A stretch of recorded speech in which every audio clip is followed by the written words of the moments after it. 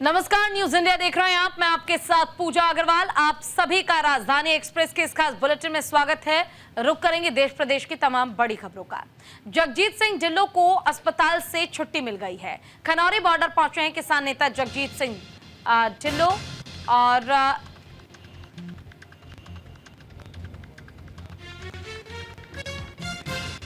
तो देखिए, जगजीत सिंह डल्लेवाल को अस्पताल से छुट्टी मिल गई है। माफ कीजिएगा, खनौरी बॉर्डर पहुंचे हैं किसान नेता जगजीत सिंह डल्लेवाल और डल्लेवाल का किसान नेताओं ने किया जोरदार स्वागत। खनौरी बॉर्डर पर आमरण अनशन पर बैठे डल्लेवाल केंद्र सरकार को बातचीत के लिए दिए 5 दिन का समय।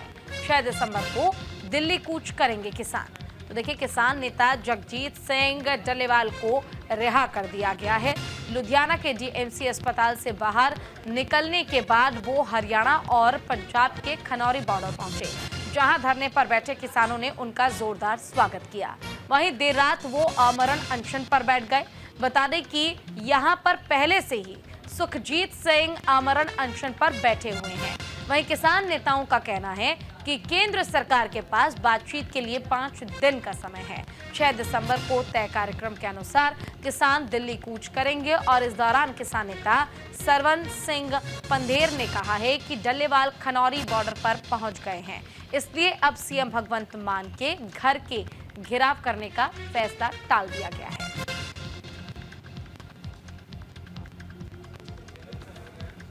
चलिए, ज्यादा जानकारी के लिए हमारे साथ गीतांशु सेजवाल हमारे संवाददाता जुड़ गए हैं। देखिए गीतांशु, फिलहाल जगजीत सिंह डल्लेवाल को अस्पताल से डिस्चार्ज कर दिया गया है, लेकिन प्रदर्शन पर अब भी रोक कहीं से कहीं तक नहीं। प्रदर्शन में अब भी भाग लेने का जो मन है वो बरकरार है। देखिए तुझे जिस तरीके से पूरी ये घटनाक्रम चल रही है, लगातार ही पिछले दिनों हमने देखा कि जैसे कि मरणोपरांत का जो है ऐलान किया गया था जगजीत सिंह डल्लेवाल के द्वारा, तो 25 की रात को ही पुलिस ने जबरदस्ती वहां से उसको उठा लिया था और डीएमसी अस्पताल में इलाज के लिए भर्ती करवाया गया था। उनकी जांच पड़ताल की गई है, जिसके बाद वह पूरी तरीके से स्वस्थ ऐलाने गए हैं। उसके बाद जैसे किसानों का ऐलान किया गया था कि अगर उनको रिहा नहीं किया गया तो वह मुख्यमंत्री भगवंत मान का घेराव करेंगे, तो उससे पहले ही किसान और नेताओं के आगे जो है घुटने टेकते हुए सरकार ने उन्हें रिहा कर दिया गया है और अब बीती रात वह खनौरी बॉर्डर पहुंच चुके हैं और उसके बाद ही किसानों में जो है खुशी है, उनका नेता वहां पर पहुंच गया और अभी तक जो जज्बा मरणोपरांत है वह पूरी तरह से जो है जगजीत सिंह डल्लेवाल में कायम है। उनके साथी नेता जो है अब पूरी तरीके से आश्वस्त है और सरकार को दोबारा एक अल्टीमेटम दिया गया है कि अभी भी 5 दिन है, किसी तरीके से बातचीत की जाए और बातचीत में हल निकाला जाए ताकि दिल्ली कूच को रोका जाए। 6 तारीख को दिल्ली कूच का ऐलान है, जिसके बाद वह सीधा सुबह 6 तारीख को दिल्ली कूच करेंगे। 6 दिसंबर को जितने भी किसान नेता हैं जत्थे बनाकर जो है दिल्ली की तरफ पहुंचेंगे। हालांकि जो उनका बयान सामने आया था कि वह शांतिपूर्ण तरीके से दिल्ली पहुंचेंगे और वहां उनको जगह दी जाए ताकि वह अपना जो है वहां पर प्रदर्शन कर सके। इस तरीके से जो है पूरा एक कार्यक्रम है और अगर सरकार पहले बातचीत में हल निकाल लेती है तो उसको टाला जा सकता है और शांतिपूर्ण तरीके से हर एक जो है उनकी जो मांगे हैं वह पूरी की जा सकती है। जी पूजा। बिल्कुल, देखिए कहीं ना कहीं मांगों को लेकर विरोध तो किया जा रहा है, प्रदर्शन भी जारी है और आमरण अनशन पर भी किसान बैठे हुए हैं, लेकिन अब तक अगर हम बात प्रशासन की कर ले, सरकार की बात कर ले, तो अभी तस से मस की स्थिति नजर नहीं आती है। तो क्या किसानों का प्लान आगे भी इसी तरह से प्रदर्शन को तब तक जारी रखने का है जब तक सरकार किसानों की मांग नहीं मान लेती, या फिर इसके अलावा भी कोई दूसरा प्लान तैयार किया है किसानों ने? देखिए अगर पंजाब सरकार की बात करें तो पंजाब सरकार के प्रधान अमन अरोड़ा यहाँ पर जलंधर पहुंचे थे, तो उनसे जब बातचीत की गई तो वहां पर उन्होंने ये कहा कि वह पूरी तरीके से किसानों के साथ है। वहीं इससे पहले जो है सुनील जाखड़ जो बीजेपी के प्रधान है, उनका बयान आया था कि जो है इस पर पूरी राजनीति की जा रही है और किसानों के साथ खिलवाड़ किया जा रहा है और कई तरीके से बयानबाजी यहाँ पर शुरू हो चुकी है, एक दूसरे के ऊपर आरोप प्रत्यारोप शुरू हो चुके हैं। यहीं पर अमन अरोड़ा ने कहा कि अगर बीजेपी किसानों के साथ होती तो वह केंद्र सरकार के साथ मिलकर किसानों की मांगों को पूरा कर सकती थी, मगर वह नहीं कर रही है और पंजाब में राजनीति कर रही है। तो उसी तरीके से आप पर भी इल्जाम लगे कि किस तरीके से सुनील जाखड़ ने कहा कि जो करोड़ों रुपए पंजाब सरकार को दिए गए थे उनकी एमएसपी के लिए, तो वह जो है आम आदमी पार्टी खा चुकी है, जिस तरीके से किसानों को कुछ भी नहीं मिल पा रहा है। तो इस तरीके के आरोप लगातार जो है नेता एक दूसरे के ऊपर लगा रहे हैं। वहीं पर किसान जो है लगातार अपनी मांगों को लेकर प्रदर्शन कर रहे हैं, जिससे आम जनता भी परेशान हो रही है। जी पूजा। बिल्कुल, आम जनता भी परेशान हो रही है। बेशक से किसान प्रदर्शन कर रहे हैं, लेकिन यहाँ पर एक सवाल ये भी है, जब बात मांग की जा रही है तो कहीं ना कहीं देखिए प्रशासन को, सरकार को और किसानों को बीच में कहीं ना कहीं कॉम्प्रोमाइज यानी आपसी सहमति से हल तो निकालना ही होगा। तो मांगों को लेकर जो विरोध चल रहा है, कौन सी ऐसी मांगे हैं जिसे आखिरकार मानना ही पड़ेगा और कुछ ऐसी मांगे जिससे किसानों को थोड़ा कॉम्प्रोमाइज करना पड़ सकता है?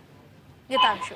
देखिए, तो लगातार जिस तरीके से धान की सिंचाई होती है तो उसको रखने के लिए जगह चाहिए होती है, तो किसी तरीके से एमएसपी के ऊपर ये सहमति नहीं बन पा रही है। हालांकि जो आज नेताओं के जरिए जो पता लगा है, जो उनके बयानबाजी से पता लगा है, अगर 200 रुपए का डिस्काउंट मिल जाता है, किसानों की तरफ से छोड़ दिए जाते हैं, तो उनको पंजाब में जगह मिल जाती है। पंजाब में ही जो है धान रखना होगा, जिसको केंद्र सरकार उठा सकती है। हालांकि नेता यह भी आरोप लगा रहे हैं कि पंजाब सरकार उन्हें जगह नहीं दे रही है, अगर वह पैसे कम लेंगे तो उन्हें जगह जरूर मिल जाएगी। ये आरोप भी लग रहे हैं। तो इस तरीके के आरोप जो देखने को मिल रहे हैं, कहीं ना कहीं एक राजनीति जरूर चल रही है इसमें। केंद्र सरकार के और राज्य सरकार के बीच एक टकराव है, और दोनों ही ये कह रहे हैं वे किसानों के हित में है, और केंद्र सरकार अगर पैसा भी भेजती है तो किसानों तक नहीं पहुंचता है और राज्य सरकार उसे खा लेती है। तो इस तरीके के आरोप देखने को मिल रहे हैं। हालांकि ऑपोजिशन जो पंजाब में कांग्रेस है, तो कांग्रेस की तरफ से ये आरोप लग रहे हैं कि उनकी बात तो कोई सुनता ही नहीं है, और वह लगातार विधानसभा के बाहर जो है प्रदर्शन करते हुए नजर आते हैं। तो इस तरीके के जो है राजनीति लगातार चल रही है, जिससे किसान। चलिए ठीक है, आपका बहुत बहुत शुक्रिया इस तमाम जानकारी के लिए। रुक करते अगली खबर का। ट्रक सोसाइटी कीरतपुर साहिब के ट्रक चालकों ने आज मोड़ा गांव में बने टोल प्लाजा पर विरोध प्रदर्शन किया है, और इस दौरान ट्रक सोसाइटी कीरतपुर साहिब के कार्यकारी अध्यक्ष बलबीर सिंह ने बताया कि टोल प्लाजे पर अवैध वसूली और गुंडागर्दी की जाती है और कभी-कभी ट्रक ड्राइवरों से मारपीट भी की जाती है। वहीं मौके पर पहुंचे श्री कीरतपुर साहिब थाना के एसएचओ जतिन कपूर ने बताया है कि मंगलवार तक का समय मांगा गया है और बातचीत करके समाधान निकाल लिया जाएगा। वहीं पंजाब को नशा मुक्त बनाने के लिए पंजाब पुलिस लगातार अभियान चला रही है, और इसी कड़ी में पंजाब के अमृतसर पुलिस ने एक तस्कर को 470 ग्राम हेरोइन के साथ गिरफ्तार किया है और उसके खिलाफ एनडीपीएस एक्ट में मुकदमा दर्ज कर लिया गया है। वहीं इसे लेकर सब इंस्पेक्टर कुलवंत सिंह ने बताया कि इस अवैध कारोबार में शामिल व्यापक नेटवर्क को बेनकाब करने के लिए जांच की जा रही है। जो भी इसमें शामिल होगा उसके खिलाफ कार्रवाई की जाएगी। मानयोग SSP Shri Charanjit Singh IPS SSP Amritsar rural ਅਤੇ टीएसपी ਅਟਾਰੀ ਤੇ ਮੁੱਖ ਅਫਸਰ ਸਾਹਿਬ ਦੀਆਂ ਹਦਾਇਤਾਂ ਦੇ ਸਮਾਜ ਵਿਰੋਧੀ ਅੰਸਰਾਂ ਦੇ ਖਿਲਾਫ ਇਹ ਨਸ਼ੇ ਦੀ ਮੈਂ ਵਿੱਢੀ ਸੀ। ਜੋ ਉਸ ਸਮੇਂ ਸਾਨੂੰ ਭਾਰੀ ਸਫਲਤਾ ਮਿਲੀ ਜਦੋਂ ਅਸੀਂ ਪੁਲ ਰਤਨ ਕਲਾਂ ਤੇ ਮੌਜੂਦ ਸੀ ਕਿ ਆਪਣਾ ਸਾਨੂੰ ਇੱਕ ਆਦਮੀ ਜਿਹੜਾ ਵਾ ਡਰੇਨ ਦੇ ਨਾਲ ਆਉਂਦਾ ਵਿਖਾਈ ਦਿੱਤਾ, ਜੋ ਪੁਲਿਸ ਪਾਰਟੀ ਵੇਖ ਕੇ ਖਿਸਕਣ ਲੱਗਾ ਤੇ जिस नूं साथी कर्मचारी ने मतलब काबू किया। तो मौके पर डीएसपी सरदार लखविंदर सिंह जी आए, जिन्हां दे हायरी विच इहदे कोलों 500 ग्राम के करीब हाँ जी जो वेट करन ते 470 ग्राम बरामद होई ते 70 ग्राम जिहड़ा वा वेस्ट मटीरियल बरामद होया। तो बाद पुछगिछ मुकदमा नंबर 304 दोषी के खिलाफ दर्ज रजिस्टर किया गया। ਤੇ ਦਰਜ ਕਰਨ ਤੋਂ ਬਾਅਦ ਅੱਜ ਮਾਨਯੋਗ ਅਦਾਲਤ ਵਿੱਚ पेश करांगे। ਇਹਦੇ ਡੂੰਘਾਈ ਨਾਲ ਪੁੱਛਗਿੱਛ ਕੀਤੀ ਜਾ। वहीं पंजाब के अबोहर के अरोड़वंश धर्मशाला में आयोजित शादी समारोह में अचानक कुछ युवकों ने तेजधार हथियारों से लोगों पर हमला बोल दिया, जिसमें आधा दर्जन से अधिक लोग बुरी तरह से घायल हो गए, जबकि वर वधू ने अपने आप को एक कमरे में बंद कर लिया। वहीं घटना की सूचना पुलिस को देने के करीब आधे घंटे बाद 2 पीसीआर कर्मचारी मौके पर पहुंचे, जिनसे स्थिति नियंत्रित नहीं हुई। वहीं करीब 1 घंटे बाद पहुंचे कुछ पुलिस कर्मचारियों ने 4 घायलों को हिरासत में ले लिया। बता दें कि शादी समारोह में जब लड़की की विदाई होने लगी तो अचानक कुछ हथियारबंद युवकों ने हमला बोल दिया, जिससे दोनों पक्षों में जमकर मारपीट हुई और कई लोग बुरी तरह से घायल भी हो गए, जिन्हें अस्पताल में भर्ती कराया गया है। संगरूर के दिड़बा में लंबे समय से एक सब डिविजनल कार्यालय की मांग की जा रही थी, जिससे दिड़बा के निवासियों को अपने कागजी काम करवाने के लिए आसानी हो, जिसके बाद पंजाब सरकार ने आज दिड़बा में एक सब डिविजनल कार्यालय खोल दिया है और 10 करोड़ की लागत से कार्यालय का उद्घाटन किया गया है। बता दें कि इसका उद्घाटन पंजाब के वित्त मंत्री हरपाल चीमा ने किया है और इस दौरान उन्होंने कहा कि दिड़बा वासियों को काम करवाने के लिए अपने शहर से बाहर जाना पड़ता था, लेकिन अब वो काम दिड़बा में ही हो जाएगा।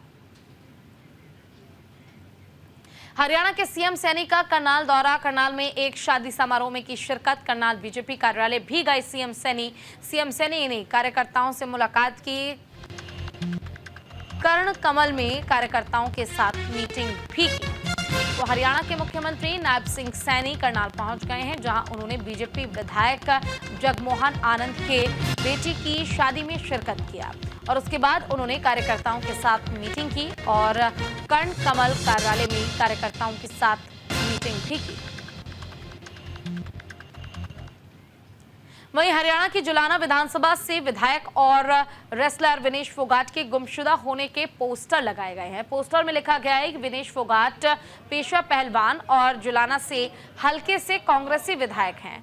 पूरा विधानसभा सत्र बीत गया, लेकिन मैडम पूरे सत्र से लापता रही। अगर किसी को दिखे तो जुलाना वालों को सूचित करें। वहीं जब विनेश फोगाट जिंद पहुंची तो गुमशुदा के पोस्टर पर आहत हो गई और उन्होंने पलटवार करते हुए कहा कि कुछ नहीं, ये छोटी सोच है। अभी विधायक बने 1 महीना ही हुआ है, लोग गुमशुदा की तलाश करने लगे हैं। इनको हजम नहीं हो रहा है। कोई लड़की जुलाना से पहली बार चुनाव जीत गई है।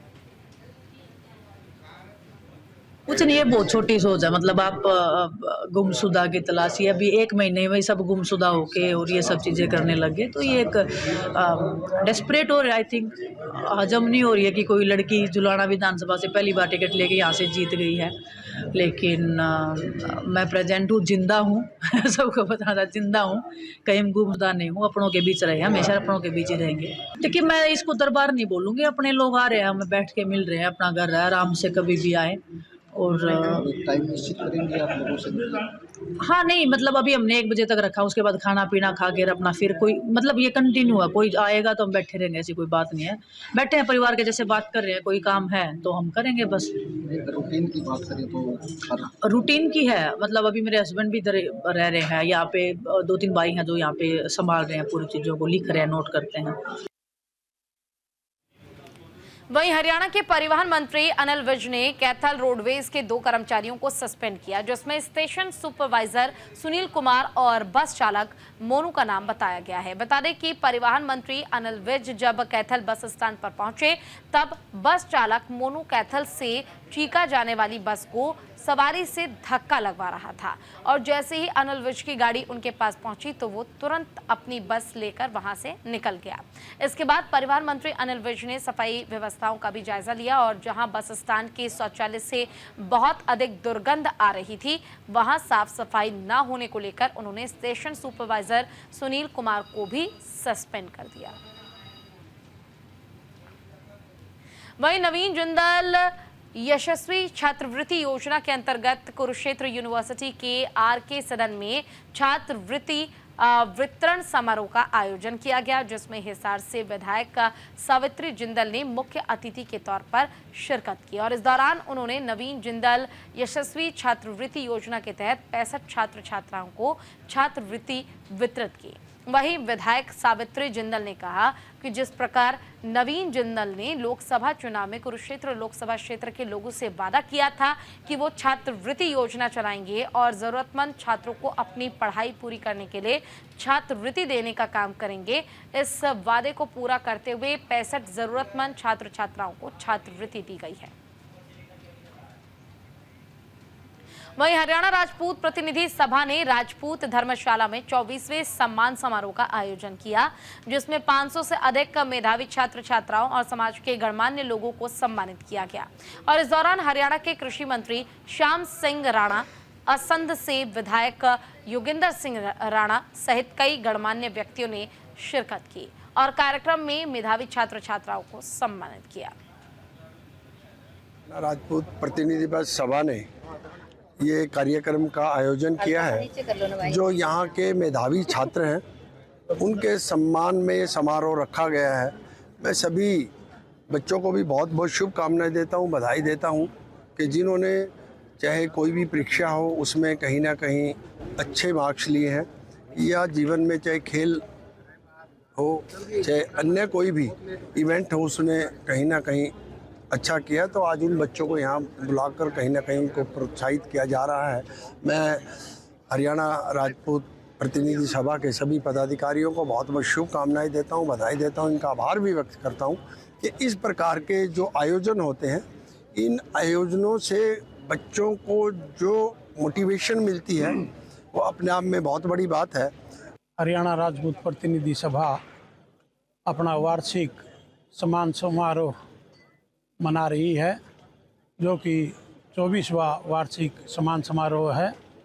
इसमें जब हमने प्रथम वर्ष शुरू किया था तो सिर्फ समाज के 40 मेधावी छात्र व छात्राएँ उन्होंने हिस्सा लिया था, सिर्फ 40 बच्चों ने। और आज का जो कार्यक्रम है इसमें 24वां वार्षिक समारोह में 500 प्लस बच्चे छात्र छात्राएँ यहाँ आज इसमें भागीदार हो रहे हैं। मैं समझता हूँ कि समाज में शिक्षा के प्रति एक जागरूकता का परिचय है और समाज में निश्चित रूप से समाज में जागरूकता शिक्षा के बारे में आ रही है। देखिए, शिक्षा एक ऐसा हथियार है जिससे आप बड़ी से बड़ी ताकत को हरा सकते हैं। इसलिए एजुकेशन की तरफ युवा बढ़े, आगे जाए और जो उसकी इच्छाएं हैं वो एजुकेशन पूरी कर सकती है। जिस क्षेत्र में उसको जाना है उस क्षेत्र में वो जा सकता है। और खास तौर पे मैं आज इस अवसर पे ये भी कहना चाहूंगी कि आज की युवा पीढ़ी नशे की तरफ भी बहुत ज्यादा अग्रसर है और सोशल मीडिया का जो खुमार चढ़ा हुआ है उसका कहीं ना कहीं हमारी युवा पीढ़ी गलत भी प्रयोग करती है।